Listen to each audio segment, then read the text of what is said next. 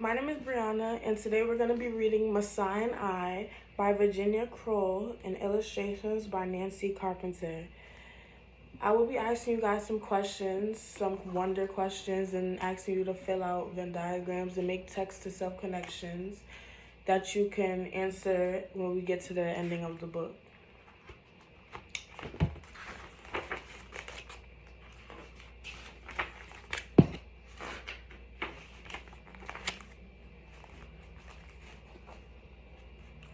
That day at school, we learned about East Africa and a tall, proud people called the Masai. I feel the tingle of kinship flowing through my veins.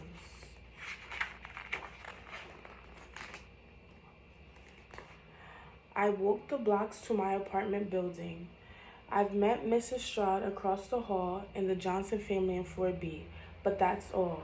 If I were Masai, I would have no neighbors who were strangers living in apartments up and down the halls. Our huts would sit in a circle around a large animal pen called a kraal, and everyone would know everyone else.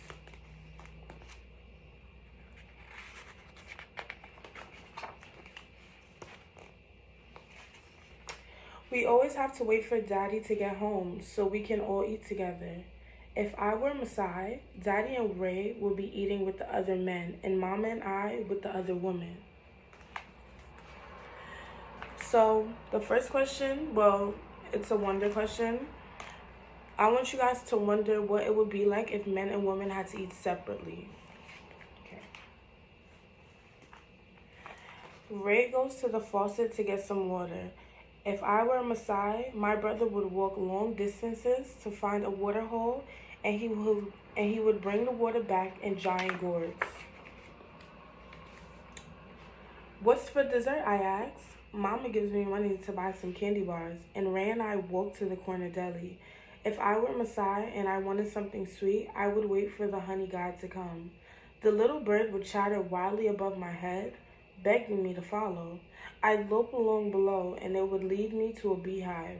I'd light a fire with sticks, rubbed hard together, and make a smoking torch to calm the bees.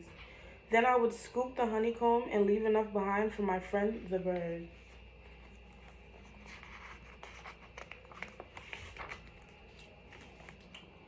Before we leave, Mama says, "Come in when the streetlights turn on."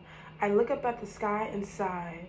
If I were a Masai, I would stay out until the bat caves echoed with empty silence, until the low white moon glowed yellow and rose straight above, until whole flocks of flashing fireflies turned trees into lanterns. I would go inside, then only to sleep. I would not climb any stairs. If I were Masai, I would lift a cowhide flap and I'd be home. If I were a Masai, I could not look at city comings and goings from the window in my room. My hut would have no windows, only small holes to let out smoke, lamps, or tables.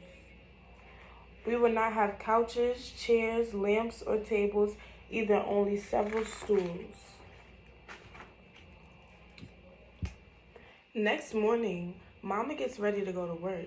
If I were Masai, she'd stay nearby, milking the cows and tanning animal hides. "Make your beds before you go," Mama calls to Ray and me. I pull my printed sheets and stretch my ruffled bedspread.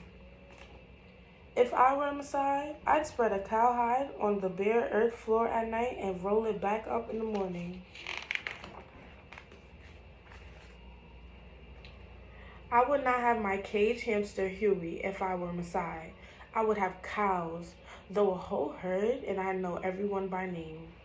I would not have to go to the zoo to see giraffes or ostriches or zebras either. I'd share the Africa air with them, the Africa soil, and the Africa rain. What is this animal? And wonder what it would be like to live near this animal.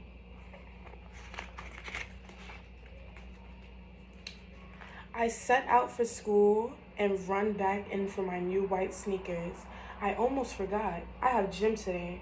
If I were Masai, I'd run and leap in bare brown feet across lush green pastures or pale parched sod. And only once in a great, great while, I'd wear sandals made of buffalo hide.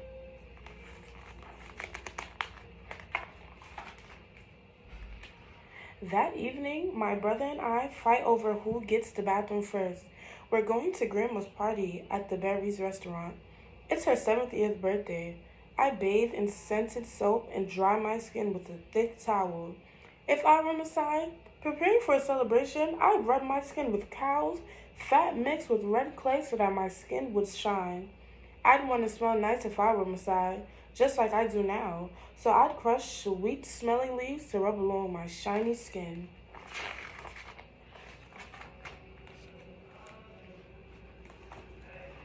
My cousin James comes over, and we pile into the car to drive to the party. If I were Masai, walking 3 miles would be nothing for me. I'd glide across grasslands open and free.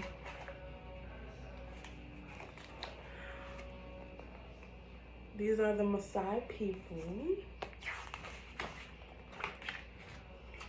Later, when her birthday dinner is over, Grandma stares at me. My, Linda, she says. How slender and graceful you are. Such a beautiful young girl. I kiss her with love and respect just as I would if I were Masai. If I were Masai, my name might be Eshe or Hawa or Nima or even Lindy, almost like it is now.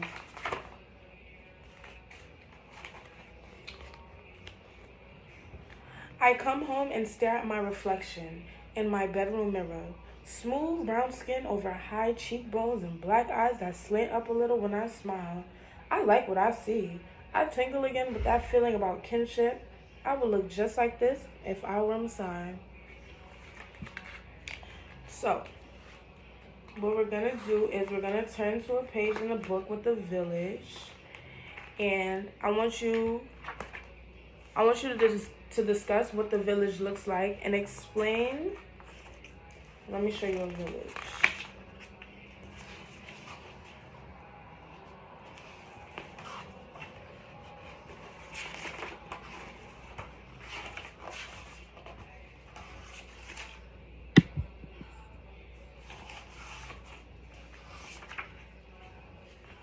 Okay, so right here, I want you guys to discuss what the village looks like. And then I want you to explain how life was the same or different from life in the city and life in Africa.